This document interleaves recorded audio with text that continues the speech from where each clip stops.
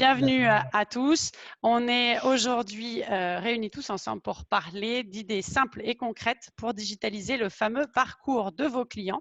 Et avec nous aujourd'hui, eh bien, nous allons avoir Aude de la société Mirail. Est-ce que tu veux te présenter, Aude? Allez, en 3 Oui, hashtags. bonjour à tous, merci de nous rejoindre. Et donc voilà, 3 hashtags. Moi, les 3 hashtags, ça va être vente directe, marketing digital et hospitality. OK. On a Monsieur Benjamin Devim. Bonjour, Dis-nous tout. moi donc les 3 hashtags qui me définissent, bon j'espère que tout le monde sait ce que c'est qu'un hashtag, sinon évitez ce webinaire. Mais la question c'est no filter, c'est-à-dire que on va essayer de vous dire les choses comme on les pense et pas comme vous avez envie de les entendre. Deuxièmement, vente parce que là vous avez besoin d'en faire. Et troisièmement, hospitalité parce que ça reste tout simplement un corps de métier qu'on doit, c'est notre corps de métier quoi. OK. Merci Benjamin.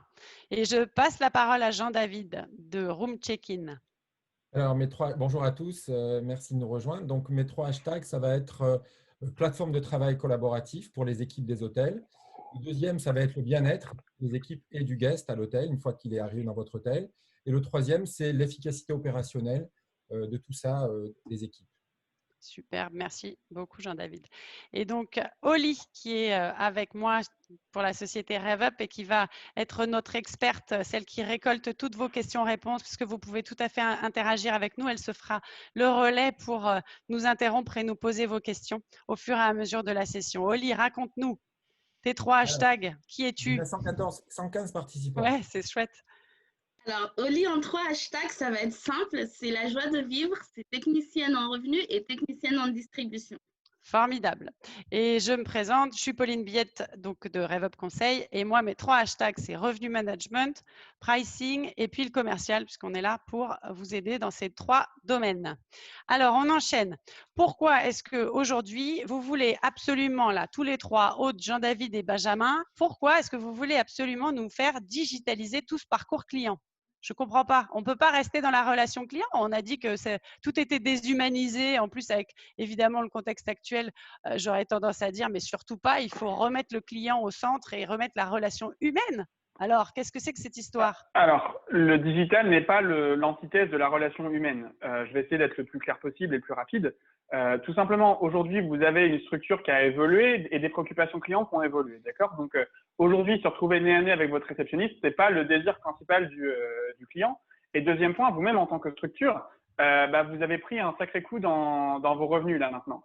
Et donc, du coup, la digitalisation, c'est aussi un levier qui vous permet de rendre vos opérations plus efficaces.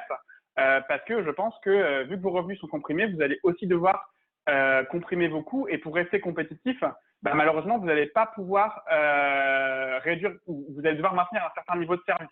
Donc du coup, le digital, c'est une clé qui vous permet, comme vous voulez, d'optimiser ces différents axes que vous avez, qui sont l'expérience client, qui sont la gestion des dépenses et qui sont la génération de revenus. D'accord?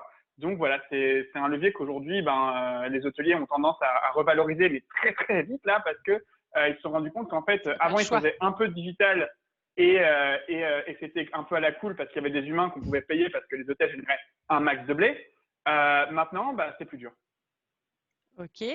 Juste un Aude, mot ou Jean-David. Non, juste un mot pour compléter ce que disait Benjamin. En fait, c'est vrai que la crise actuelle va permettre, va devoir donner l'opportunité aux hôteliers de redémarrer, mais avec moins de personnel. Et en fait, la digitalisation, ça va permettre en fait d'aider en fait les équipes à être aussi efficaces, à avoir un accueil client aussi excellent, avec des ressources moindres, donc en comprimant en fait les dépenses. Donc vraiment, pour compléter ce que disait Benjamin, la digitalisation, c'est une aide à l'accueil des clients et pas l'inverse. Ça va même la professionnaliser. Je suis sûre que tu vas nous expliquer un peu plus tard comment exactement. Et puis, Aude, je te donne la parole parce que je voudrais que tu nous expliques pour toi toute la phase amont du parcours client. Finalement, la phase avant que le client il rentre dans l'hôtel. C'est colossal, la digitalisation et l'impact encore plus maintenant. Effectivement, en termes de visibilité notamment, c'est fondamental que les hôtels aillent vers cette étape de digitalisation et encore plus qu'avant via la phase de visibilité. On va voir ensuite, on ne va pas détailler maintenant, mais on va voir ensuite comment. Ok. Donc, parce qu'en fait, vos concurrents, les OTA, ils sont très très forts. Et c'est pas qu'une question d'argent, on va y venir, mais la phase visibilité, pourquoi? Enfin, c'est que par rapport à vos concurrents hôtels, les OTA et d'autres systèmes qui émergent. Votre visibilité n'est que relative, d'accord? Donc, si les choses changent, il faut que vous changiez aussi. Vous pouvez pas rester dans votre désert, quoi. Allez, go. Non, mais surtout, on sait, enfin, en tant qu'hôtelier, on s'est quand même tous fait manger ces 10 dernières années par les OTA. Il y a forcément des moyens d'exister seul et forcément des moyens de tirer son épingle du jeu. Et c'est sans doute le moment, parce que je pense que vous avez tous remarqué que les OTA ont cessé d'investir sur Internet en particulier, sur les mots-clés de vos hôtels pendant toute cette période-là. C'est vraiment à vous d'aller prendre la main là-dessus et de reprendre le pouvoir.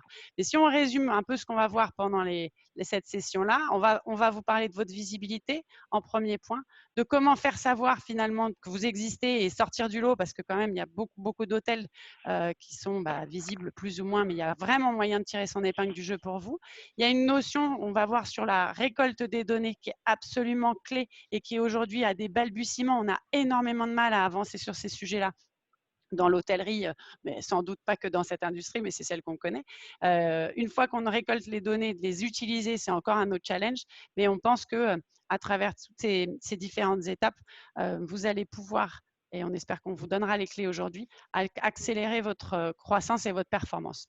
Alors, on y va. Sachant qu'on va utiliser, Ouais. on va aller un peu sur tous les niveaux, c'est-à-dire que voilà, pour ceux qui sont les plus avancés d'entre vous, on va essayer de vous mettre des gros morceaux de contenu à certains moments. Pour les gens qui sont, on va essayer d'être compréhensifs pour ceux qui sont un peu moins digital nomades. Donc voilà, soyez tous tolérants aussi. On n'est pas en train de vous parler individuellement à X hôtel qui est hyper expert, etc.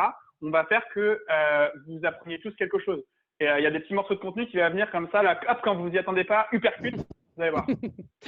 On essaye surtout d'être concret. C'est clair.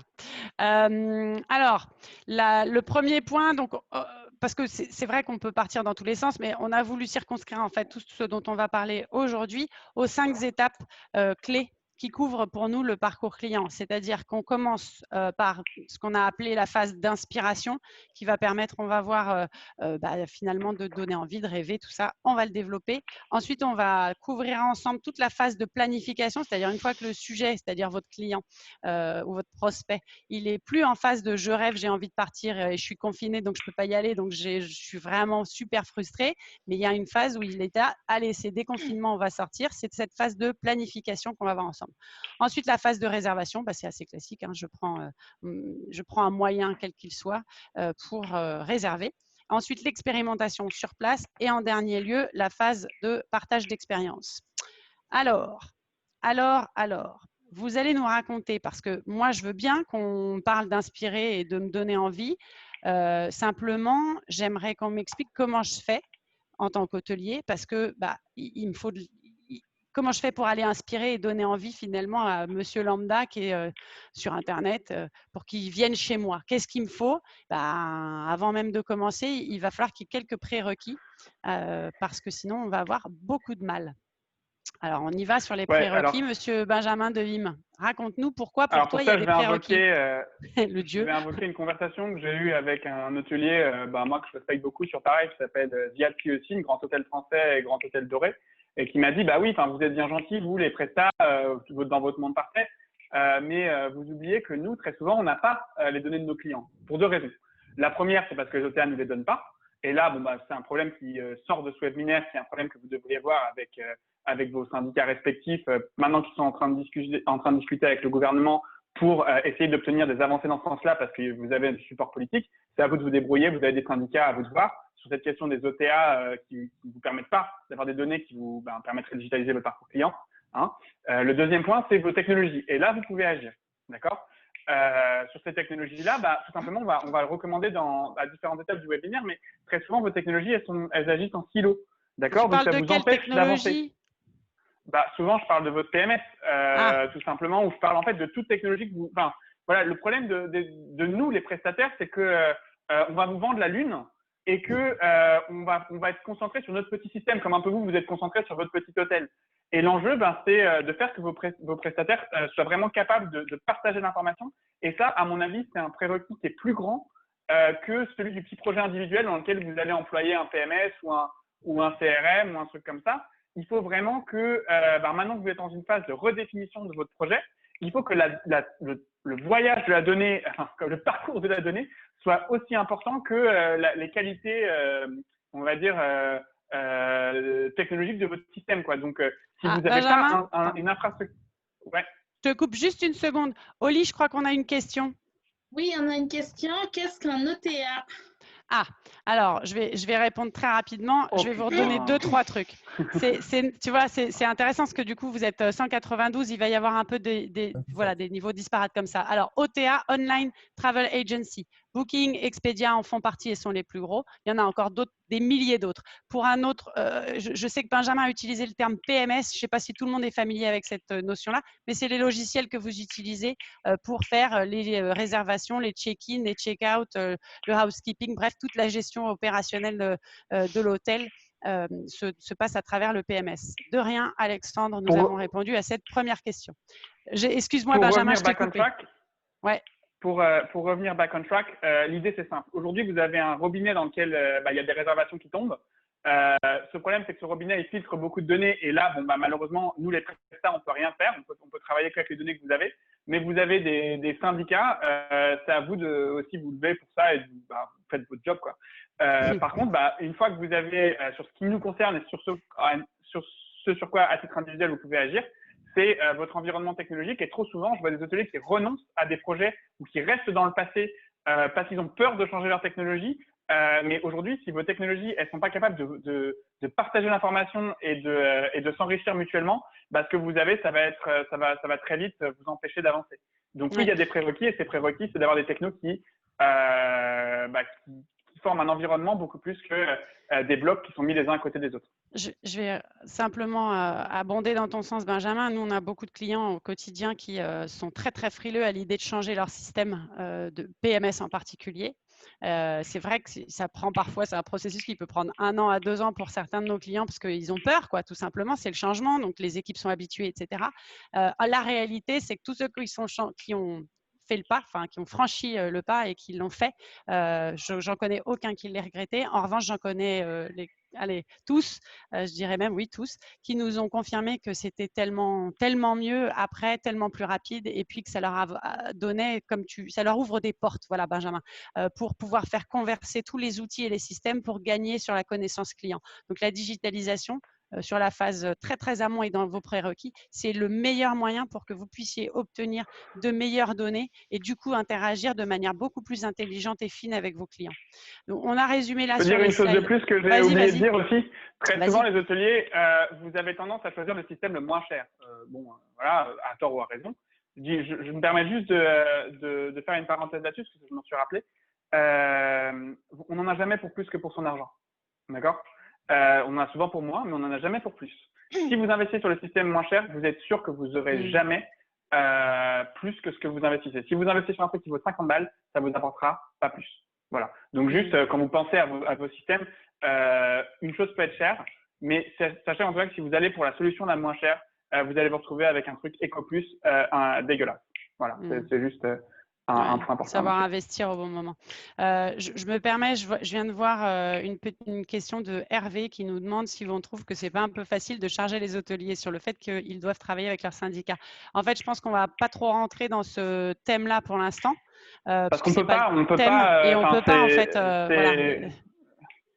Enfin, ça, Weber, malheureusement, l'idée c'est que on peut pas t'aider là-dessus, tu vois, on voudrait bien, mais bon, à la fin, tu vois, c'est comme dans, on peut débattre en fait pendant super longtemps. C'est surtout ça, c'est un autre sujet, donc j'adorerais débattre, mais je vais le fermer. Hein, voilà.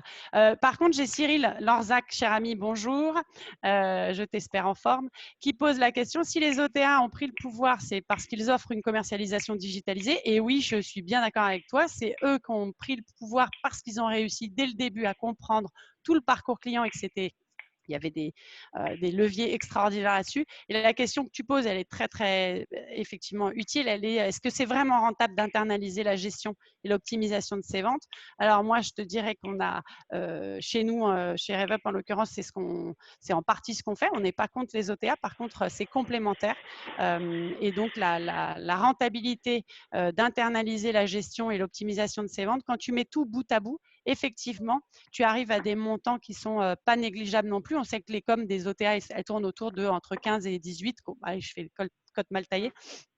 Mais même quand tu mets bout à bout tous tes frais marketing, tes frais de staff, tes frais d'outils, etc., tu es toujours inférieur quand même à ceux des OTA. Et donc, je ne les mettrai pas en concurrence l'un avec l'autre. Je ne dirais pas c'est l'un ou l'autre, c'est l'un et l'autre parce que c'est ça qui est intéressant, c'est que tu vas aller toucher des clients par les OTA que tu toucherais peut-être pas directement toi, même avec tous les efforts marketing.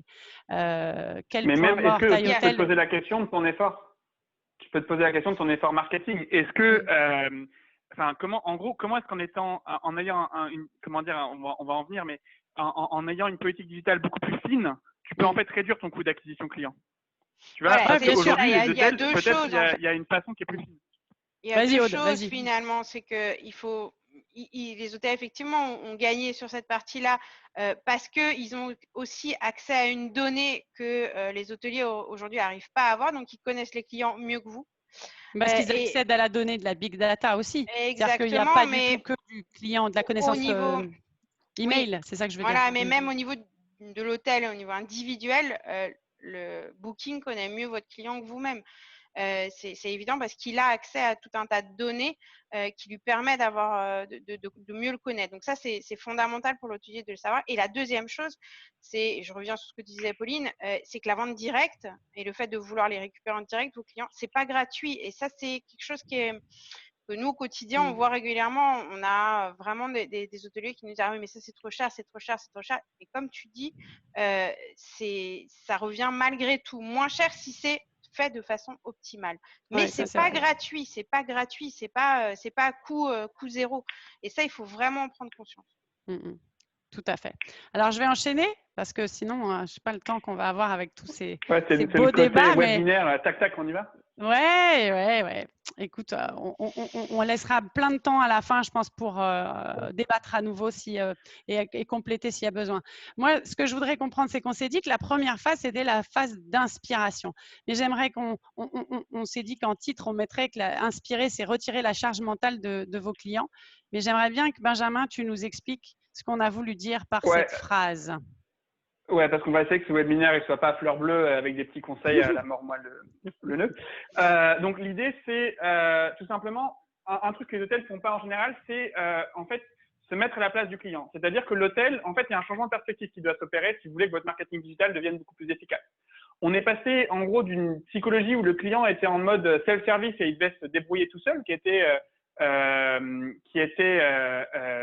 au début de l'âge du web, les gens étaient super intéressés, ils surfaient sur le web pendant des heures et ils kiffaient chercher, d'accord? Le comportement ordinateur sur le web, c'était la recherche. Maintenant, on est sur un âge mobile où là, les gens, ils ont une charge mentale, mais immense. Enfin, moi, j'entends dans mes oreilles une notification toutes les 2 secondes. Là, vous voyez pas sur mon écran, mais ça pop-up de partout.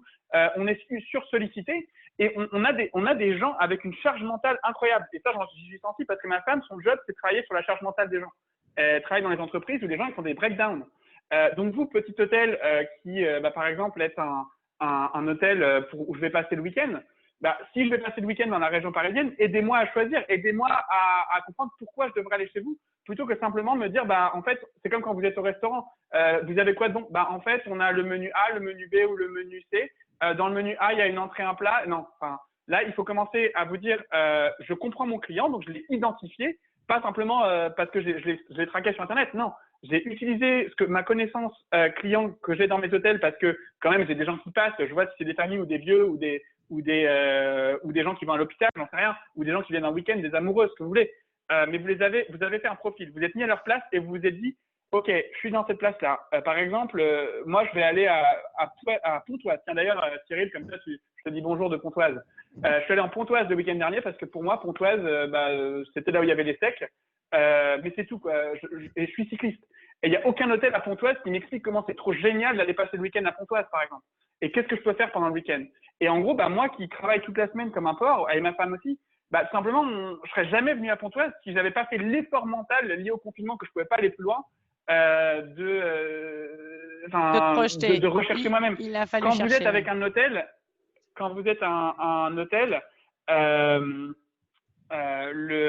l'enjeu, c'est pourquoi est-ce que le client devrait passer chez vous et comment est-ce que vous allez avoir un argument de choc pour tel ou tel client, que ce soit un profil famille, un profil week-end ou un profil corpo, et que vous mettiez en avant cette information correctement. On va le voir plus tard, je pense.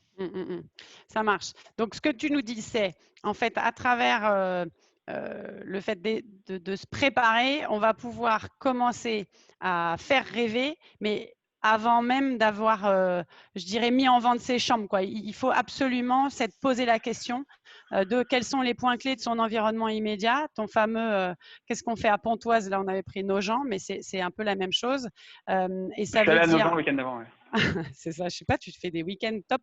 L'anticipation et se projeter. Mais alors du coup, Benjamin, excuse-moi, il y a un truc que je comprends pas. Moi, si j'ai un hôtel qui est en bordure de périphérique ou qui est en bordure d'autoroute, concrètement, ça s'applique pas ce que tu me dis quand même. Je veux dire, ça s'applique pas à tous mais les hôtels. À une échelle différente. C'est-à-dire qu'en gros, vous avez un truc qui s'appelle la pyramide de Maslow. Si votre hôtel, c'est un hôtel de besoin, bon, et ben là, vous allez pas, personne ne rêve d'être dans un hôtel d'autoroute. La question, c'est, par contre, les gens ont besoin d'aller dans un hôtel d'autoroute et vous avez besoin de mettre en avant l'information essentielle de façon claire, nette et précise. D'accord ? Quand les gens ils vont vers un hôtel de besoin, ils ont des besoins qui sont clairs. On les connaît tous. Hein. C'est, dans le cadre d'un hôtel de base, c'est une douche qui marche, un petit déjeuner qui fonctionne bien et je me souviens plus une literie correcte. D'accord, donc c'est tout à fait la même chose. Hein. C'est juste que, évidemment, j'ai pris un exemple qui était un exemple de ma vie personnelle, mais tout simplement, il faut que vous ayez très clair où est-ce que vous vous positionnez sur la pyramide de Maslow. Est-ce que votre enjeu, c'est fournir l'information? Est-ce que votre enjeu, c'est faire ressentir une expérience? Et en fonction de ça, vous placez le curseur où vous voulez. On a 1 heure, donc je suis un peu lapidaire, mais c'est ça. Je vais te prendre… par exemple… Pardon, vas-y. Ce que je trouve important, par exemple, c'est si vous allez, par exemple, là, on a montré les travaux, par exemple, de Joie de vivre hôtel. Si tu veux montrer, vas-y, c'est le moment. Justement, voilà, de façon très simple, je vais vous montrer un groupe hôtelier qui a été très intelligent sur ça. Donc, c'est un groupe hôtelier aux États-Unis qui s'appelle Joie de vivre, et vous allez voir que quand Pauline aura trouvé leur page web, voilà. C'est bon, là, vous voyez là. Vous allez sur une, quand vous allez sur une partie, par exemple, là, c'est pas sur la page index, mais peu importe, le client, en fait, il arrive sur une page globale qui s'appelle Joie de vivre hôtel, où il y a tous les hôtels. Et quand il clique sur, Attends, par exemple, je vais refaire le lien parce que je l'avais… viens avec mon chien, Voilà. tout simplement, la page devient entièrement chien. Tu vois? Donc, si tu veux, tu cliques sur le petit cœur en haut à droite et tu vas voir. En haut à gauche, pardon. Tu cliques sur le petit cœur, tu as une page d'hôtel tout à fait normale. Et le seul truc qu'ils ont fait, c'est simplement quand le client descend, d'accord, sur le site web, tu descends. Oh, tout le monde a cliqué sur Special, mais tu avais différentes catégories. Non, mais ici, en fait, vous voyez la expérience that define us. Ils ont sectorisé en fait justement ce dont tu parles, Benjamin, c'est-à-dire qu'ils ont dit en fait quelle typologie de personnes on a. On a ceux qui viennent pour la romance, ceux qui adorent les chiens, ceux qui sont en famille. Ils ont mis les chiens avant la famille quand même, Benjamin. Excuse-moi, tout petit commentaire. Les vacances, food and drink, etc. Et effectivement, comme tu nous expliquais, quand tu cliques sur Pet Friendly par exemple, c'est quand même très très pointu comme truc, mais en fait ils répondent clairement à la cible de clients qui voyagent et qui visiblement ont besoin ou envie en tout cas de voyager avec leur animal de compagnie. Ce que tu dis là, c'est que le ciblage marketing en fait qui devrait être fait par nous tous, dans l'hôtellerie, on a tendance à passer un peu vite sur cette phase-là. Peut-être, et que c'est pourtant absolument clé. Mais c'est exactement ça. C'est de la donnée client qu'on a, et de manière plus ou moins structurée d'ailleurs, hein, Benjamin, parce que tu sais, parfois, c'est vrai, on n'a pas des tableaux Excel qui nous disent exactement quelles sont les typologies, mais souvent vous ou ceux qui sont au contact des clients dans le lobby, hein, tout simplement. Finalement, si on s'intéresse à eux et qu'on commence à poser des questions à tous les clients qui arrivent, on va récolter énormément de données et c'est du manuel. Mais j'ai Hervé qui me dit qu'est-ce que vous proposez pour changer cette charge mentale. Je propose de faire ça de toute manière déjà de base, aller discuter avec les clients pour savoir qui sont les clients que vous avez chez vous. Parce qu'après, il y a aussi des idées préconçues, quoi. Pour résumer et passer la main à Aude qui, je connais ces slides, donc je sais que c'est après. Mais la question, c'est simple, en fait, Weber. L'idée, c'est, premièrement, les données, elles ont plusieurs utilités. Tu as l'utilité directe, email, etc. Ensuite, tu as la donnée qualitative que tu as un peu de mal à avoir, mais on va parler comment tu peux la créer. Et tu peux aussi, tu vois, la donnée, c'est aussi l'expérience des gens que tu vois dans ton hôtel. Ensuite, tu as un deuxième point, c'est comment tu vas te servir de cette donnée pour construire une architecture web qui corresponde et qui engage ton client. Là, on ne parle même pas de chatbot ou trucs comme ça, on parle simplement de ton architecture web. Ensuite, tu as un troisième point, c'est on est dans la phase rêver. Et ce qui est intéressant et que vous ne savez sans doute, enfin, que vous devriez utiliser plus, c'est que à cette étape-là, si vous avez la chance de capter un client à travers votre blog ou à travers un truc comme ça, c'est que vous pouvez organiser son voyage pour lui. C'est-à-dire que si votre moyenne, votre average, enfin votre durée moyenne de séjour, c'est 1,3 jours, bah, si vous êtes capable de proposer un programme au bon client, par exemple, le clientèle loisir, etc., si vous savez que c'est 1,3 jours, proposez-lui un programme sur 2 jours, par exemple. Comme ça, vous allez inciter, ça ne va pas être magique, hein, ne vous attendez pas à des miracles. Mais si vous voulez augmenter la durée moyenne de séjour, peupler le séjour de votre client en lui proposant, par exemple, si c'est un truc pet friendly ou si c'est un mec qui aime le sport, il y en avait un autre exemple avec le sport, quoi faire pendant 2 jours à Majorque en termes de sport, quoi. Et Bon, on vous donnera les infos par la suite. Aider le client à se projeter, c'est votre rôle pour faire en sorte qu'il vienne et qu'il reste. C'est à peu près ça pour résumer. Aude, il y a un énorme rôle derrière de Google. Tu vas nous expliquer comment est-ce qu'on doit jouer là-dessus. Sur cette partie en fait de faire rêver, comme je disais tout à l'heure, on est sur une partie très très haute en fait dans le tunnel de réservation. On n'est pas d'ailleurs arrivé dans le tunnel de réservation. On est sur une phase haute du tunnel. De ce fait-là, finalement, il y a des choses comme a pu dire Benjamin. Et je pense que c'est plus un rôle ici pour Google ou pour les OTA de faire rêver. Ou les destinations aussi. Arriver sur cette phase-là et travailler sur cette phase-là. Par contre, on est sur de la recherche de destination sur cette phase de faire rêver. Donc, c'est compliqué pour l'hôtelier. Malgré tout, vous avez des plateformes, je ne sais pas si vous connaissez tous la plateforme de Google, Google Travel, qui est relativement récente dans ce format-là, où Google fait en sorte de faire rêver, justement. Il met en avant, et là, ce qui est très fort, c'est que Google, il connaît toutes vos habitudes, il connaît vos envies. Donc là, il va vous faire rêver dès le départ. Et puis, il a, avec cette partie Explore, cette section Explore. Et donc, sur ces parties-là, après, vous avez la section Hôtel, où là, vous pouvez vous positionner. C'est via vos fiches Google My Business notamment. Et on est sur tout le parcours client, là. On a la partie on fait rêver avec la partie Explore. On a la partie Hôtel sur la partie planification et ensuite réservation, qu'on verra un peu plus tard.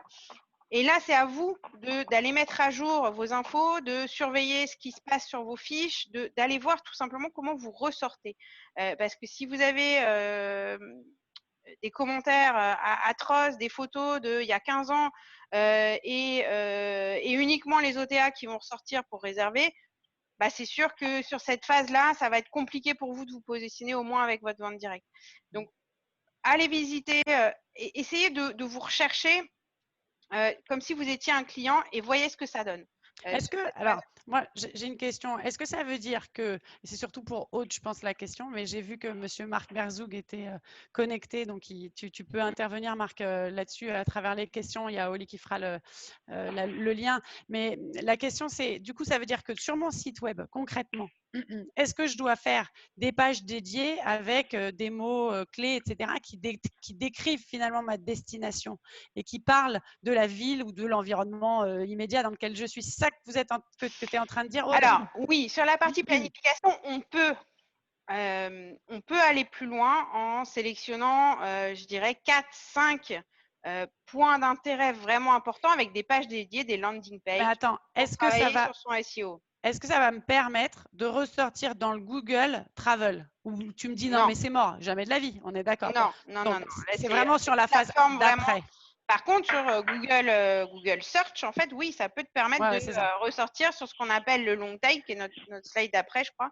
Et le long tail, pour ceux qui connaissent pas, en fait, c'est une partie finalement du SEO. Vous êtes tous positionnés, ou si c'est pas le cas, faut vraiment agir rapidement. Mais vous êtes tous positionnés. Si on cherche hôtel de l'amphithéâtre à Arles, par marque, vous êtes tous positionnés normalement en première position.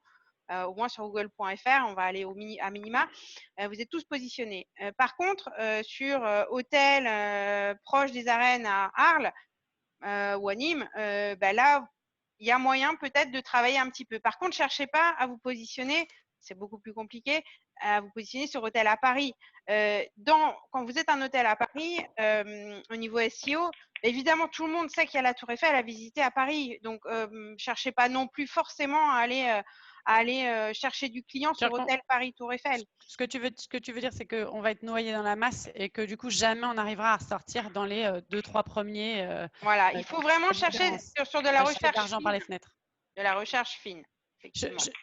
Pour résumer ce qu'on s'est dit là sur la partie de l'inspiration, vos recos là, concrètes à tous les trois, c'est de dire pour les hôtels avec des infrastructures et services quand même, vous êtes la destination, c'est à vous de préparer vos programmes d'activité et d'inspiration. C'est à vous d'aller chercher de la matière pour comprendre et aider le client à se projeter, lui éviter de faire un effort, cette fameuse charge mentale dont on a parlé. Mâcher le travail, c'est ce qu'on a dit. Préparer ses contenus sur les sites web, ça, je pense qu'on ne dira jamais assez tous, autant que nous sommes, de travailler les contenus de ces sites web. Mais du contenu d'intérêt, pas du contenu que tout le monde connaît. Voilà. On n'a pas parlé des blogs. Et pas de copier-coller. Mais sur les blogs, vite fait, Aude, tu veux nous dire les blogs, c'est la dimension. Alors, vous avez plein de choses que vous pouvez faire dans les blogs, le traditionnel, mais enfin, moi, ce que je vous dirais en tant que client, et là, c'est pas du tout, je suis pas expert, hein, d'accord, et j'attends, c'est pas une vérité. La question, c'est moi, ce que je m'attends en tant que client, et je voyage beaucoup en ce moment en particulier, je fais du vélo, donc j'aime bien dormir faire des étapes, mais la question, c'est j'aimerais qu'on m'explique quoi faire chez vous pendant 2 jours et que ça me parle. Par exemple, je comprends pas. Tu vois, si je viens 2 jours à Paris, je fais quoi chez vous? Si je viens 2 jours à Pontoise, je fais quoi chez vous? Et vous savez quoi? Le week-end prochain, je vais à Mantes-la-Jolie. Pour moi, jusqu'à le week-end dernier, Mantes-la-Jolie, c'était une prison. Et en fait, j'ai découvert qu'il y avait une route qui faisait de Paris jusqu'à Rouen et qui va donc jusqu'à la mer. Et en fait, c'est une autoroute de vélo, c'est incroyable. Genre, là, je vais faire Paris jusqu'à la mer en vélo et je vais dormir à Mantes-la-Jolie le week-end prochain. Et en fait, à Mantes-la-Jolie, il y a plein de trucs à faire. Et pour moi, pendant toute ma vie, Mantes-la-Jolie, c'était une prison dans mon imaginaire. Donc, décidément, je suis sûre qu'il y a beaucoup de clients comme Benjamin, vous avez absolument besoin de les aider à se projeter pour les faire venir, même si vous êtes à Mantes-la-Jolie. Je suis sûre qu'il y a un hôtelier qui a un hôtel à Mantes-la-Jolie. À Marc Merzoug. Il y a moins un hôtel de police, en tout cas. Marc Merzoug confirme que l'importance du contenu personnalisé sur le site web de l'hôtel, évidemment, c'est un expert qui nous le dit. On a rajouté aussi, alors la notion des blogs, c'est super, mais par contre, il y a un point clé, c'est juste de les avoir maintenus. C'est ce qu'il y a de plus compliqué, mais les blogs obsolètes, c'est l'enfer d'avoir des infos qui datent de 2015, il y a 2-3 ans ou je ne sais pas quand. C'est vraiment, là pour le coup, ça vous desservira plus qu'autre chose. L'autre point, c'était aussi d'utiliser des mécaniques comme Instagram avec vos comptes Instagram. Souvent, j'ai des hôtels qui nous disent je ne sais pas trop quoi faire sur Instagram ou je ne sais pas trop comment traiter le sujet. Typiquement, avec le biais d'Instagram, vous avez les moyens de créer des stories qui sont dédiés à, par exemple, l'inspiration, qui pourraient donner des idées et des envies à vos différents hôteliers, à vos différents prospects et clients. Alors, pour clôturer cette slide, juste une chose, pour clôturer cette slide, vous avez 2 choses.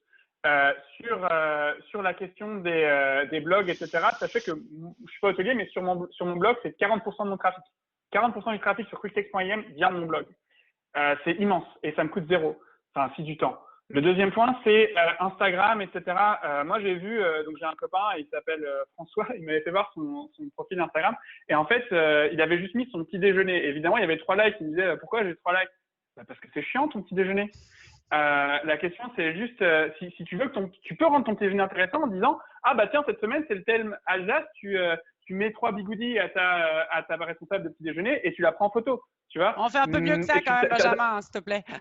Non, mais je fais du low cost, tu vois. Mais la question, c'est si vous voulez que votre truc il marche, par exemple, j'ai posté une photo sur mon tandem devant un hôtel à Rambouillet, j'ai 150 likes ou je sais pas combien. Je poste une photo sur un contenu autre, j'ai 2 likes. Ben voilà, c'est simplement, sachez qu'il y a des contenus qui intéressent plus les gens que d'autres. Et quand vous faites du contenu, faites pas du contenu pour faire du contenu. Parce que si votre petit déjeuner il est chiant, bah ne le publiez pas. Oui, l'idée, c'est que tu dis, Benjamin, voilà, c'est ça. C'est l'inspiration et c'est pas l'information à ce niveau-là. C'est vraiment important de comprendre qu'à cette phase-là, et notamment sur les réseaux sociaux, c'est ça qui doit être prévaloir sur tout le reste.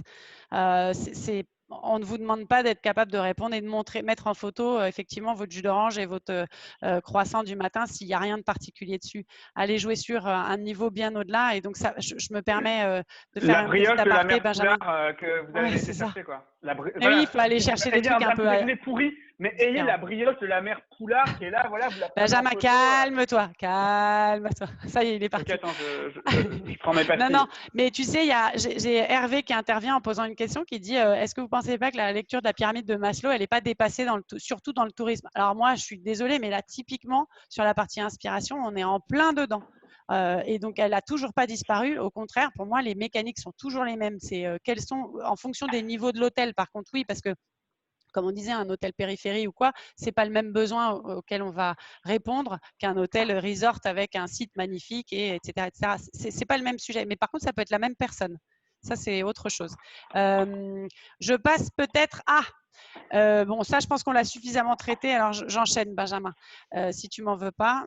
Comment les hôteliers… C'était ta superbe image de Monsieur Bourdon. Ah non, vas-y, mets-la. tu après. Oh, bon, c'est le grand chic de Benjamin. Vas-y, je te laisse te débrouiller maintenant. Bah, vas-y, rapidement. Jurez 1 minute. Ok, rapide. Ok.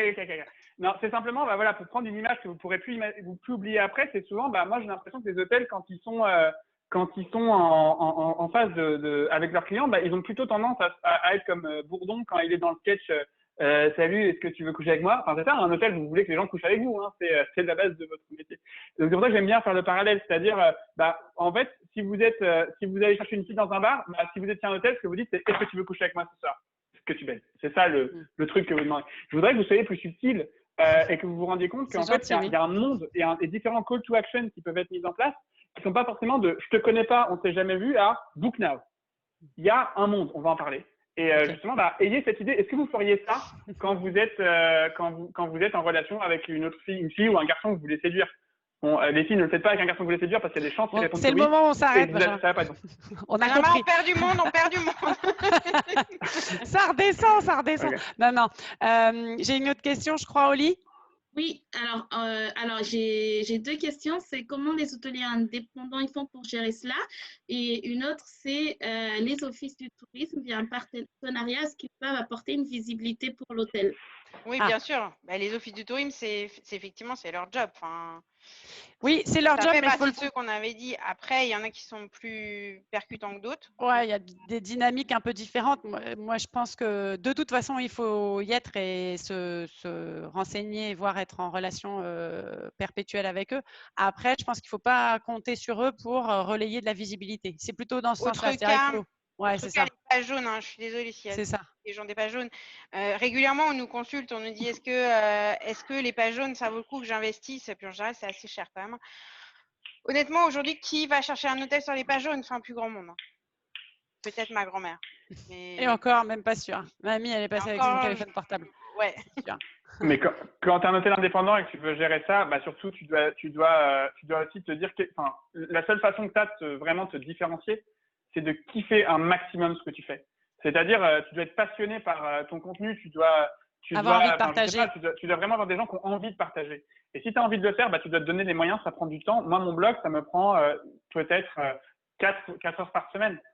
Et c'est du vrai temps, et c'est pas automatisable, et ça doit être fait avec le cœur. Et tu parles d'une sincérité. Partager. Ouais, tu parles d'une sincérité. Ouais. Mais c'est dur, hein, c'est pas facile. Ok. Il y avait quelqu'un qui demandait combien on est en ce moment même. Alors, moi, j'ai 197. Ouais, moi, j'ai 202 participants. On a aussi… oui, mais il y a nous 5, Benjamin. Ah oui. 197 et il y a quelqu'un qui lève la main. En fait, on peut pas voir qui c'est. Je sais pas comment. Non, mais c'est surtout que on peut pas donner la parole. Ah oui, on peut pas donner la parole. Il faut le mettre en question. Sont là, donc il faudrait poser une question. On va faire en sorte d'y répondre. Je passe à la phase suivante, c'est-à-dire maintenant qu'on a fait rêver. Comment font les hôteliers pour se positionner au moment où le client ou le prospect il est en train de se dire bon ok ça y est allez j'ai choisi ma destination, moi j'aimerais bien aller ailleurs qu'à Nogent, Benjamin, mais j'aimerais bien aller à Punta Cana. Nogent c'est cool, hein. Nogent sur Marne c'est cool. Hein. on a choisi la destination grosso modo. Donc, le client est en train de planifier tout son parcours et son sujet et son voyage, pardon. Comment on fait pour que les hôteliers tirent leur épingle du jeu dans cette jungle, Aude? Alors, il y a plusieurs possibilités pour être sur la phase de planning. Là, il y a la partie de SEO dont on a parlé tout à l'heure, donc on ne va pas revenir dessus.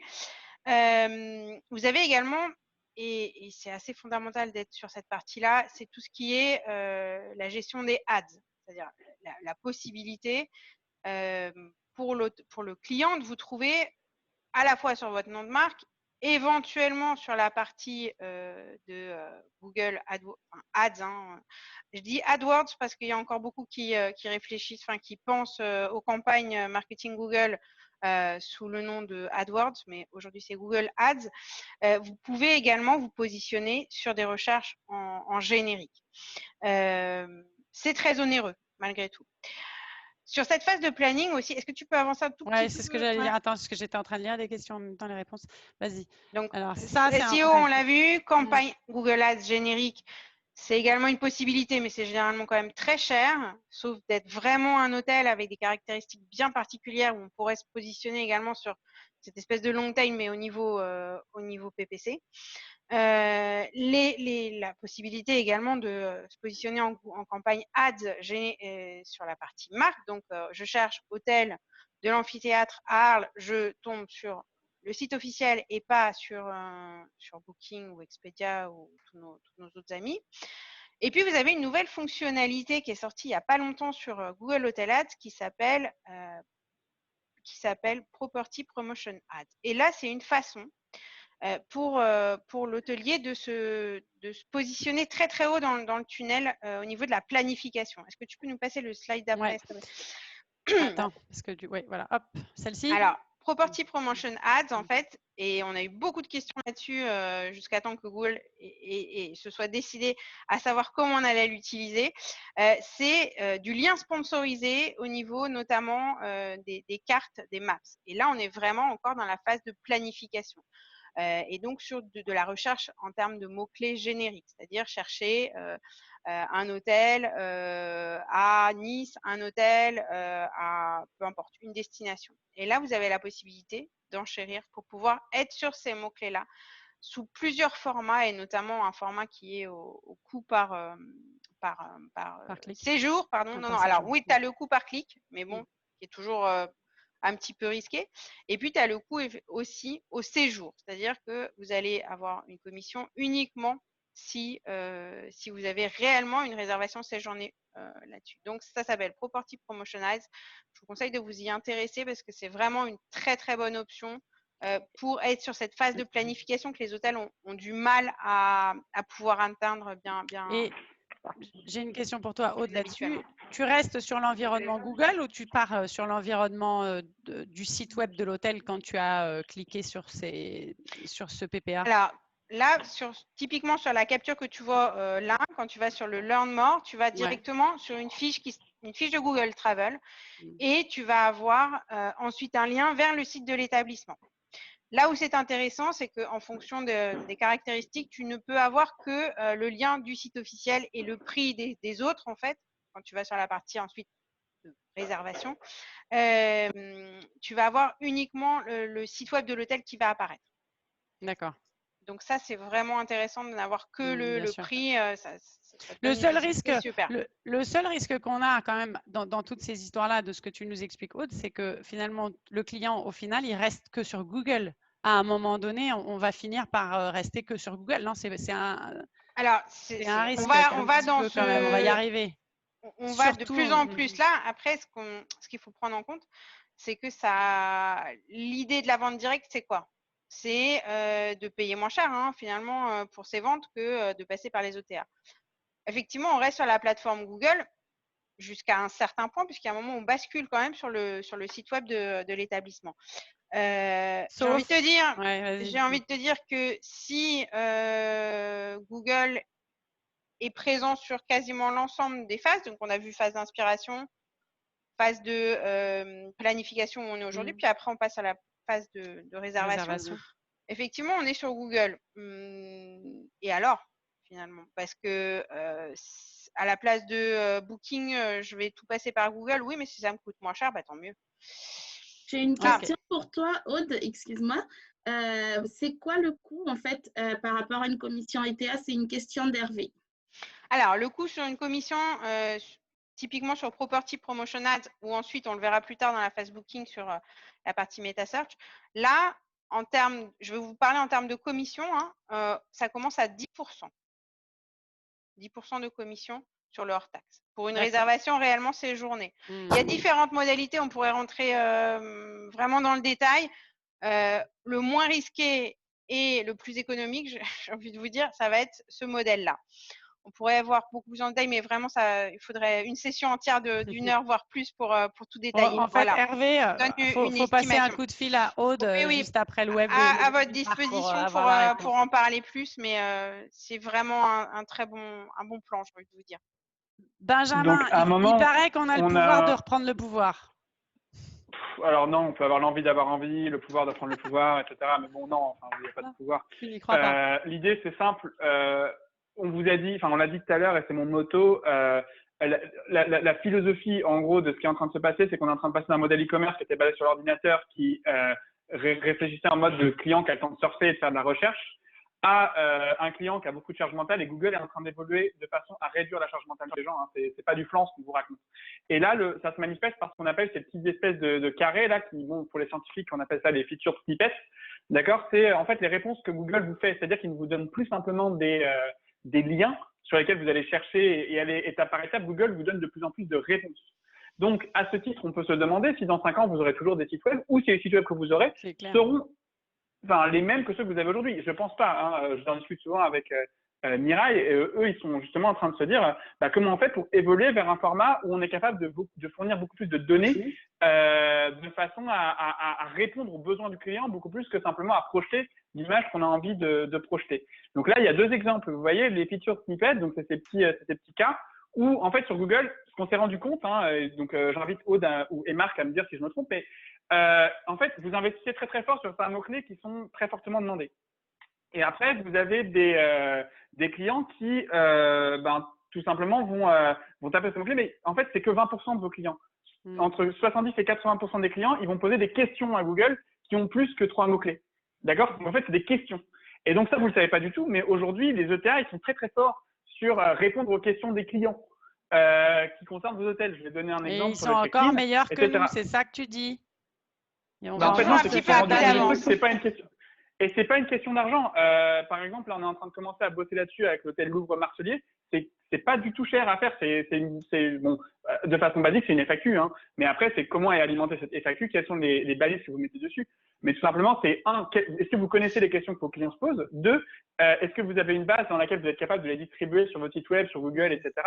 Et 3, ok, je vois Pauline qui dit il faut que j'avance, ferme-la. Donc j'ai pas dit ça comme ça. Non, mais c'était bien ce que tu disais. T'arrêtes pas au milieu des phrases.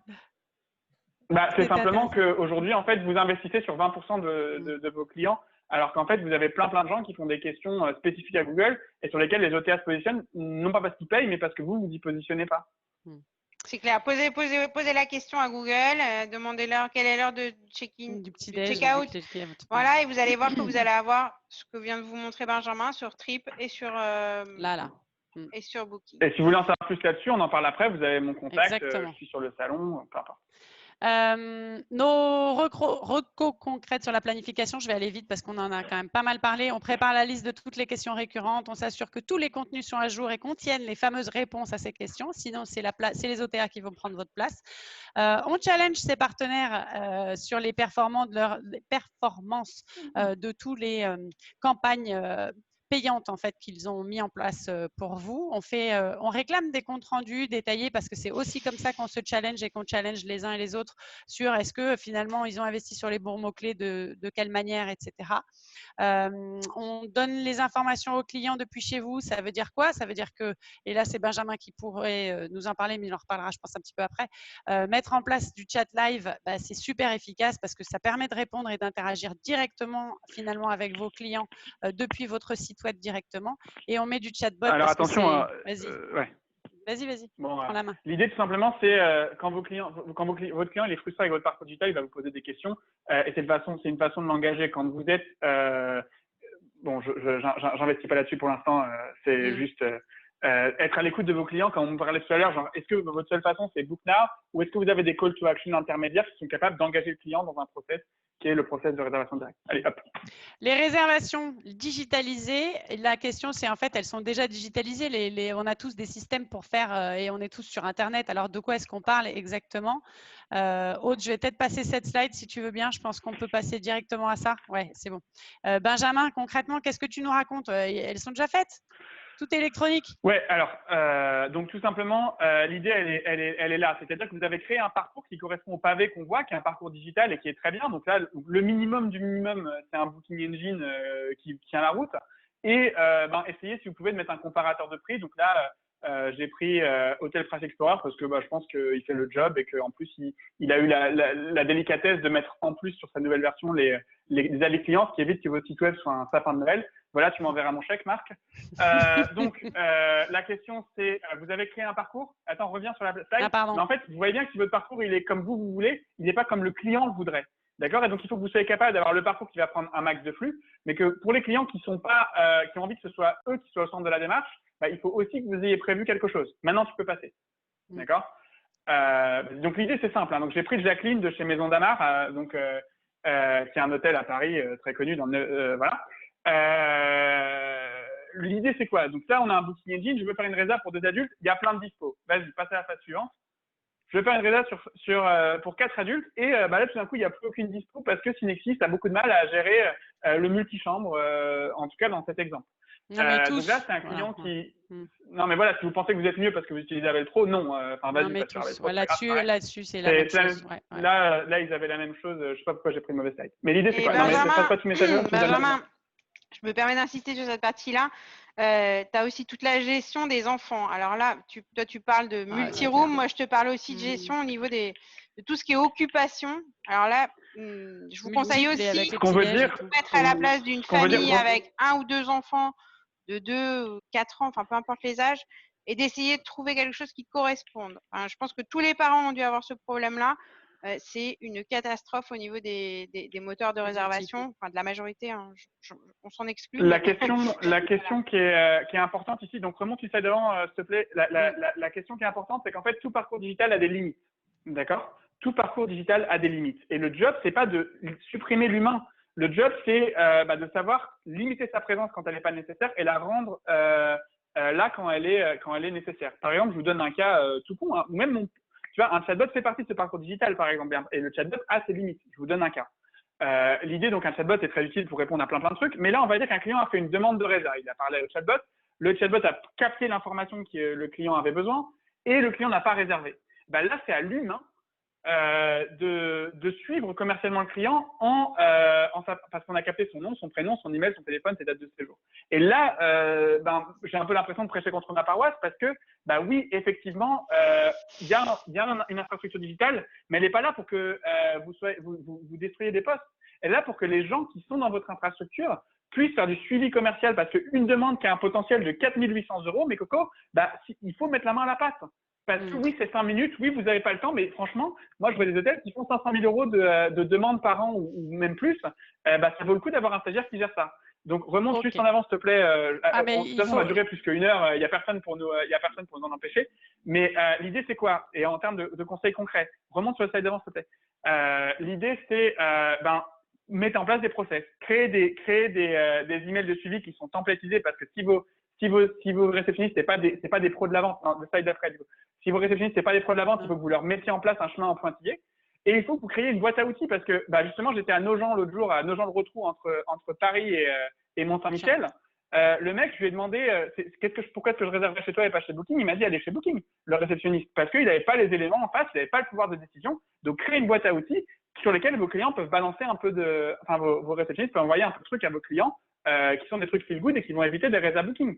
D'accord? Donc, on en parle plus après si vous voulez, j'ai compris. On passe.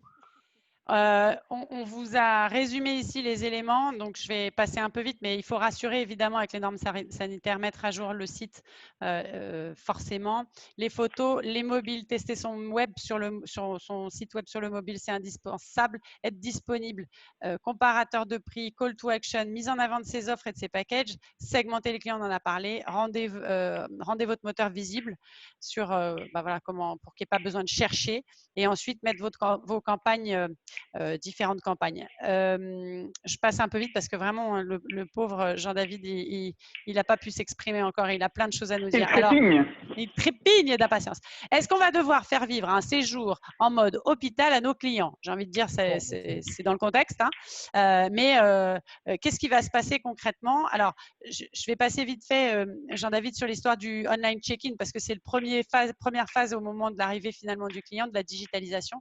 Pour autant, pour nous, faire un online check-in, ça passe par le PMS. Donc, c'est clair que si vous avez un PMS complètement obsolète, has-been, bref, comme beaucoup sur le marché, il faut quand même être honnête là-dessus, faire un changement de son PMS pour aller vers un PMS qui permet les online check-in, ça va vous aider à vous concentrer sur la relation client et à arrêter l'administratif concrètement. Donc, mais surtout, tu dis ça parce qu'il y a 50 000 acteurs qui se lancent là-dessus en ce moment. J'ai l'impression que tout le monde fait du online check-in depuis toujours là. Et franchement, les gars, si vous voulez avancer, là, on est à un moment charnière. Il ne faut pas investir sur des demi-technologies. Votre PMS, c'est le truc qui doit gérer ça parce qu'il y a besoin d'un two-way, parce qu'il y a besoin de gérer plein de trucs. Si ce que vous voulez, c'est un Google Form ou un truc que votre réceptionniste va devoir transvaser manuellement, ça n'a pas de sens. Donc, malheureusement, la personne qui doit faire ça, c'est le PMS. Si votre PMS n'est pas en mesure de faire ça, il va falloir changer parce que c'est qu'un élément en plus que votre PMS ne fait pas qu'il devrait faire. Et puis, alors, Jean-David, tu vas nous dire à quel point le online check-in, ça commence aussi à générer ou à gérer mieux l'expérience client sur place.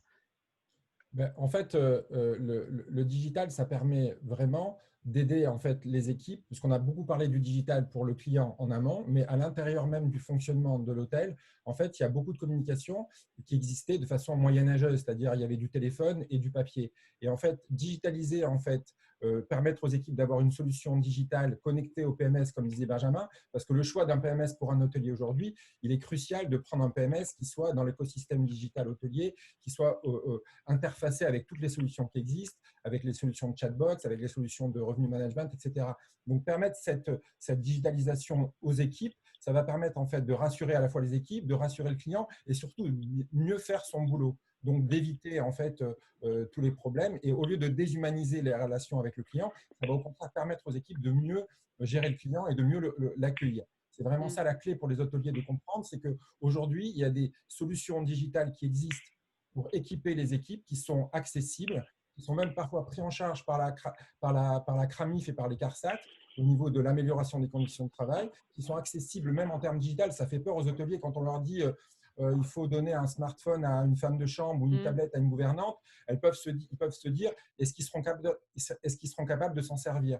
Mais en fait, oui, complètement. Aujourd'hui, on voit que les femmes de chambre sont capables de se servir d'un smartphone, les gouvernantes sont capables de se servir d'une tablette, les gars de la maintenance sont capables de se servir d'une solution aussi sur un smartphone. Et quand Pauline, quand tu fais le lien avec le PMS, tu transmets les informations de la réservation dont parlait Benjamin, c'est-à-dire que si Benjamin, il arrive dans son trou, parce que moi, je ne vais pas à Nogent quand je pars en vacances, mais bon, s'il arrive dans son trou et qu'il a demandé des choses dans sa réservation, si le PMS fait bien son boulot, évidemment, la solution digitale va permettre aux équipes de gagner du temps, de rien oublier, de mieux accueillir le client. Et tout ce temps gagné, en fait, c'est du stress en moins et une qualité de réception en plus. J'ai vu dans les participants qu'il y avait une cliente qui était là et c'est elle qui m'avait donné cette expression qui me disait il y a même du harcèlement téléphonique au sein des équipes à l'intérieur d'un hôtel parce qu'on passe son temps à s'appeler, à s'envoyer des post-it, à se laisser des messages papier.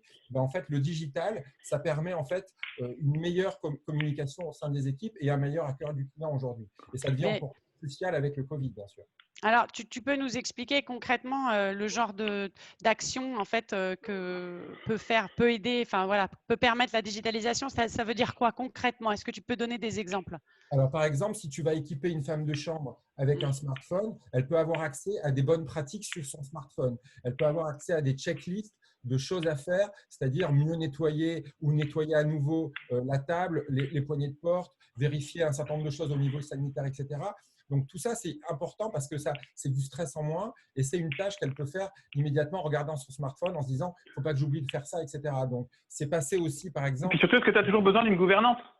il y a- Si tes employés sont autonomes et sont capables de travailler en mode, ils sont capables de se gérer tout seuls parce qu'on leur donne des bons S'auto-gérer. outils pour se gérer tout seul. Est-ce que tu as besoin d'une gouvernance? C'est la question. Alors, c'est une bonne question. Enfin, c'est pas oui ou non. La question, c'est posez-vous la question. Ouais, posez-vous la question. On voit, Et- les hôteliers vont peut-être répondre, mais les hôteliers vont savoir répondre. En fait, une gouvernante, c'est pas elle qui fait directement le travail. Elle est là pour encadrer et elle est là pour faire en sorte que les cadences soient respectées et que voilà, elle est là pour accueillir le client aussi, pour répondre à ses demandes. S'il y a une demande qui passe par la réception pour avoir un lit bébé ou une table à repasser, elle est là pour faire en sorte que ça soit transmis rapidement à l'équipier, etc. Et là aussi, le digital aujourd'hui, c'est crucial parce que connecté au PMS, ça passe directement par le Wi-Fi. La fille ou l'équipier le reçoit directement sur son smartphone. Et puis, l'hôtelier lui-même, aujourd'hui, il est détendu parce qu'il va avoir un dashboard et il va pouvoir regarder tout ce qui s'est passé dans son hôtel, pouvoir regarder donc que les tâches ont été faites, que le client est bien accueilli, etc. Et que donc, voilà, il y a moins de risque de se retrouver avec un mauvais commentaire sur TripAdvisor à la fin. Tu vas avoir une vraie optimisation de l'efficacité de tes équipes et ils vont pouvoir se concentrer sur les vrais sujets. En fait, c'est ça que tu es en train de dire. Exactement, parce que le digital, on en parle beaucoup en amont, et donc, Benjamin, on en parle en amont, mais InStay, le digital, pour les hôteliers aujourd'hui, c'est un vrai challenge. C'est digitaliser vos tâches, digitaliser en fait la communication à l'intérieur des équipes. Ça permet une meilleure communication avec le guest et ça donne en fait une visibilité à 360 à l'hôtelier qui va pouvoir savoir réellement tout ce qui se passe en temps réel dans son hôtel avec des dashboards adaptés. C'est vraiment, ça change la vie. Alors, du coup, ma question, Jean-David, c'est OK, très bien. Moi, je suis basique. Je me dis, mais attends, du coup, ça veut dire quoi? Je vais coller un WhatsApp de groupe, un pour le housekeeping, un pour la maintenance, etc. Un WhatsApp et connecte-le à un PMS, tu verras comme tu vas. Ah! Pour me dire, Jean-David, c'est un peu plus compliqué que ça. Il y a une vraie, et Benjamin le sait, il y a un vrai challenge aujourd'hui dans l'échange de données. En fait, les hôteliers, ils sont propriétaires de leurs données. C'est Aude qui disait que Booking, il connaît mieux les clients, mais c'est vrai, un hôtelier aujourd'hui, il doit avoir accès à travers son PMS à ces informations et il doit pouvoir les partager avec tous les partenaires qu'il veut. Et Benjamin disait, effectivement, challenger vos partenaires de façon à ce que vos prestataires puissent donner accès aux données à tous les partenaires que vous voulez avoir dans votre hôtel. Et c'est ça la digitalisation, c'est ça l'écosystème digital, c'est que voilà, on se connaît tous aujourd'hui, mais on doit partager les informations de l'hôtelier pour qu'on arrive à travailler en bonne entente avec ça. Ok. En revanche, chez vos clients, vous pouvez, chez vos clients, remonte ce que c'est en fait l'idée que j'avais faite de ce slide juste avant, c'était par rapport aux clients. Parce que je pense que c'est une très mauvaise idée d'avoir des WhatsApp dans tous les sens en gestion interne. En revanche, c'est pas forcément une mauvaise idée si vous êtes en volonté de créer du contact client. C'est à voir, hein, parce que encore une fois, WhatsApp, c'est pas magique. Hein. Vos clients, ils savent pas que vous avez un WhatsApp. WhatsApp, c'est un numéro. Donc, si vous voulez savoir comment ça marche, j'ai posté des bonnes pratiques sur mon blog, wetex.im, vous allez sur le blog et vous allez voir comment utiliser WhatsApp parce qu'il faut que vos clients soient au courant. Il faut que, par exemple, vous ayez relayé votre numéro de téléphone par une carte de visite que vous leur donnez ou par un QR code ou par un SMS que vous leur envoyez avec le bon lien pour qu'ils se connectent sur WhatsApp, pour qu'ils cliquent dessus et que ça ouvre leur WhatsApp directement. En tout cas, au niveau de la communication, donc, on a vu que les apps, c'était pas forcément une mauvaise idée, c'était pas forcément une bonne idée. Sauf si vous êtes capable de mettre en place des bénéfices additionnels, comme par exemple la gestion de la clé. Moi, j'ai eu tendance à beaucoup dénigrer les apps. J'en vois qui fonctionnent un petit peu en ce moment sur la question des check-in, check-out. J'ai été intéressé par certaines, et notamment parce qu'ils gèrent la clé. Et là, du coup, c'est vraiment une valeur ajoutée pour le client. Donc, je ne suis pas du tout fan des apps, mais je suis obligé d'être impartial. Et du coup, aujourd'hui, il y a même de la domotique, tu sais, Benjamin, tu peux créer des scénarios à l'avance et quand tu es connecté au PMS, en fait, tu permets directement en fait, à la domotique qui est installée dans la chambre de lancer en fait, la climatisation une demi-heure avant l'arrivée du client, d'envoyer des messages pour que l'équipier soit présent pour récupérer les bagages avant même que le client, tu vois, on lui donne la chambre, etc. Ouais, donc en gros une app, ça va te coûter 100 000 € quoi, si tu veux bien faire ton taf.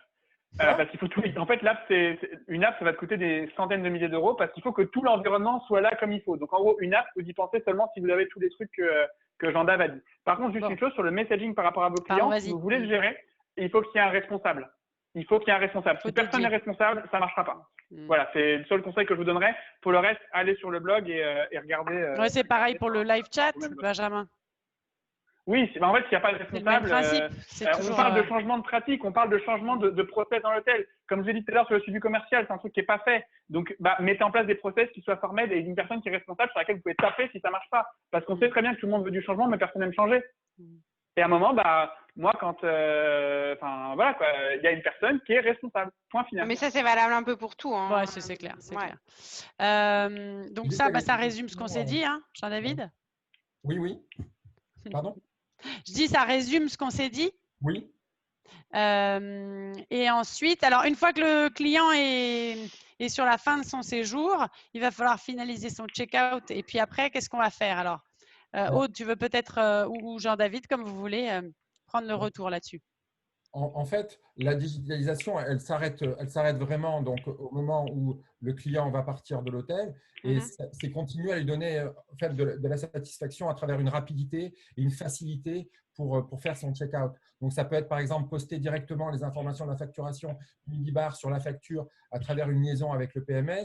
Ça peut être par exemple s'il a oublié quelque chose comme un doudou ou une clé de voiture ou un passeport, immédiatement, dès que la femme de chambre va rentrer, si c'est digitalisé, elle peut envoyer une photo qui va partir directement, qui va rattraper le client avant qu'il sorte de l'hôtel pour qu'il n'ait pas à revenir avant d'arriver à l'aéroport, etc. Moi, j'en ai rencontré des histoires comme ça qui étaient rigolotes. En fait, donc, le client, ça le met en stress de savoir qu'il doit revenir à l'hôtel pour chercher un objet oublié. La digitalisation, ça permet en fait une rapidité dans le transfert de l'information au sein des équipes au bénéfice du client. Donc, y compris dans le post-pay, c'est-à-dire au moment du check-out, j'ai rien oublié dans l'hôtel, dans la chambre. La facturation est déjà à jour automatiquement sans que j'ai besoin de rien faire.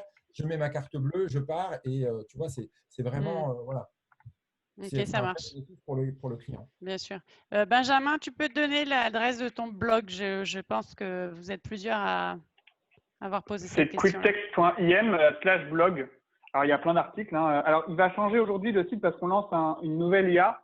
Voilà, donc j'ai envoyé à tous les panélistes, c'est quicktext.im et vous avez une partie blog. Voilà, donc on essaye de mettre pas mal de bonnes pratiques sur l'intelligence artificielle et le messaging. On le remettra de toute façon dans un mail que vous recevrez demain, où vous aurez toutes les infos en fait, et on remettra les adresses des blogs. C'est sympa, il y a des commentaires super sympas dans les commentaires. Je regarde, excellent webinaire. Merci à tous. Ah, monsieur Lorzac, merci. Ça marche. Sur cette dernière phase aussi, voilà. Ce qu'il faut voir, c'est qu'on est sur le dernière phase du parcours client. C'est aussi le moment de fidéliser. Donc, fidéliser, on l'a vu avec ce qu'a pu dire Jean-David, mais c'est aussi un moment où il faut lancer vos actions marketing pour fidéliser votre client. Si vous avez eu un coup sur toutes les phases antérieures pour vous donner de la visibilité, pour digitaliser votre parcours, c'est le moment de lancer des actions qui vont permettre à vos clients que s'ils reviennent déjà, ils reviennent en direct et à moindre coût. Donc, il y a plein de sociétés qui font ce type d'action, à la fois pour augmenter votre nombre de commentaires sur toutes les plateformes, qui vous permettent aussi de rafraîchir vos classements, etc., donner du contenu sur votre établissement, et aussi pour faire revenir vos clients en leur envoyant des codes promo, en leur disant que vous avez été content de les recevoir et que la prochaine fois qu'ils viendront, qu'ils passent en direct, qu'ils passent par votre site web ou qu'ils vous passent un petit coup de fil. C'est des actions qui coûtent très peu cher. Donc, investissez aussi à ce niveau-là pour fidéliser votre client et que la prochaine fois, il ne repasse pas ou par des plateformes ou par des liens de PPC ou par tout ce qui vous ont coûté cher. Vous avez acquis votre client. Maintenant, fidélisez-le pour que. Est-ce qu'on peut lancer un défi? Par exemple, le défi que j'aimerais vous lancer à tous, c'est ceux qui quand vous avez un client qui vous met 4,5 ou 5 sur 5 ou 10 ou 8 ou 9 ou 9 ou 10 sur 10 selon la plateforme, est-ce que vous serez capable de lui envoyer un email que vous avez templétisé dans lequel vous mettez son nom et vous dites écoutez, bonjour Jean-Claude, je suis Pierre, le directeur de l'hôtel. J'ai été vraiment touché par votre commentaire positif et je voulais vous donner ce code qui permettra à vous et tous vos amis de bénéficier d'un traitement VIP à l'hôtel. Ce qui ne veut rien dire un traitement VIP, c'est important.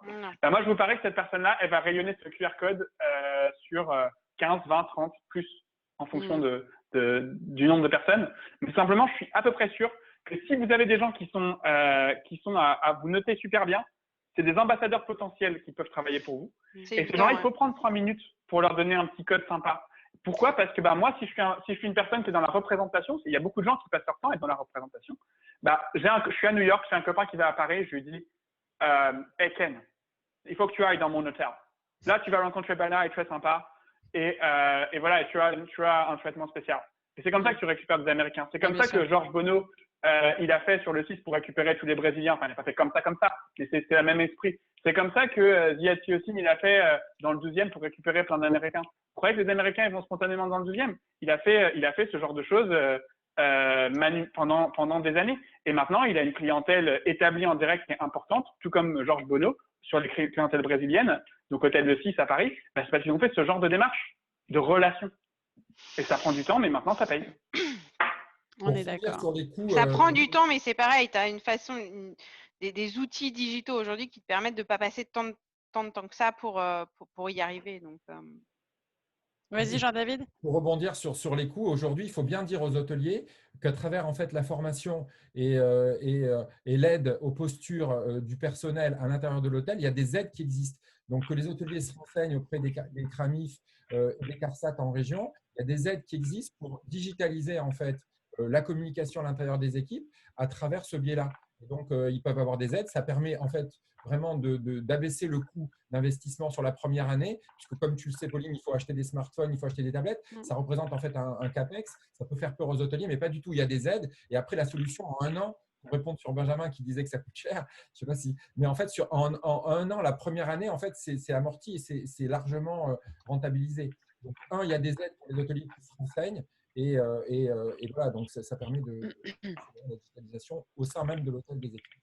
Parfait. Bon, eh bien, je vais peut-être vous passer la parole à chacun d'entre vous pour finaliser ces échanges. Vous avez peut-être un mot à échanger, voilà, avec tous nos participants qui ont été. Donc, on a été à plus de 205, je crois, au top du top. Et avant qu'on ait les mots de la fin. Alors, je vais passer la parole à Aude. En premier. Écoutez, merci déjà d'avoir été aussi nombreux à nous suivre. C'est encourageant de voir que vous êtes aussi intéressés par la digitalisation et c'est plutôt bon signe. J'en profite pour répondre à une petite question qui est de savoir si on va vous transmettre les slides. Sachez que vous allez avoir la possibilité d'avoir accès au replay. Donc, demain, vous recevrez tous un mail. Pensez à y répondre. Vous aurez nos coordonnées, les adresses des blogs et puis également la possibilité d'avoir un replay. Voilà. Super. Merci à tous et puis bon salon à tous. Jean-David, un petit mot rapide. Juste pour dire aux hôteliers, en fait, de ne pas avoir peur de la digitalisation. Aujourd'hui, ça peut faire peur à l'intérieur de l'hôtel parce qu'ils sont obligés de le faire en amont et en aval avec la relation avec le client. À l'intérieur de l'hôtel, ils peuvent avoir l'impression que c'est un investissement et que, enfin, c'est une dépense, je veux dire, mais en fait, il faut bien comprendre que ce n'est pas une dépense, c'est vraiment un investissement. Il peut y avoir un retour sur investissement très rapide. Donc, ne pas avoir peur du digital, ne pas se dire qu'après tout, les équipes, elles n'en ont pas besoin. Peut vraiment aujourd'hui faire la différence et permettre de structurer en fait toute la communication dans l'hôtel avec beaucoup moins de ressources. Et aujourd'hui, ça va devenir crucial parce que moi, j'ai plein d'hôtels qui rouvrent, mais ils vont devoir rouvrir avec des moyens bien moindres que par rapport à avant cette crise de folie. Donc, rouvrir un hôtel en sachant que tu vas avoir peut-être 2 femmes de chambre au lieu d'en avoir 15, tu vas avoir même pas une gouvernante. Comment tu vas faire pour accélérer la communication et continuer à recevoir ton client, surtout quelqu'un aussi pointilleux que Benjamin qui va te challenger sur toutes les informations de ta réservation avec autant d'excellence. Le digital, ça permet ça. Ça permet d'aider et de pallier en fait, à cette contrainte financière des équipes à travers ça. Ok. Voilà. Benjamin, rapidement, avant que je finisse avec le mot de la fin. Bon appétit. Ah, c'est ça. Alors, merci Benjamin. Donc, merci à tous de votre participation. Surtout, n'oubliez pas d'aller visiter le salon en cliquant sur le plan. Tous les experts et les exposants sont disponibles en permanence en visioconférence pour répondre à vos questions et vous conseiller. Et puis, pour les plus joueurs, attention, il faut passer par la roulette qui vous invite à faire des rencontres au hasard. Voilà, on vous dit bon salon à tous et à tous. Merci de votre participation et à bientôt. Merci beaucoup à tous. Merci. À bientôt. Au revoir. À bientôt. Merci.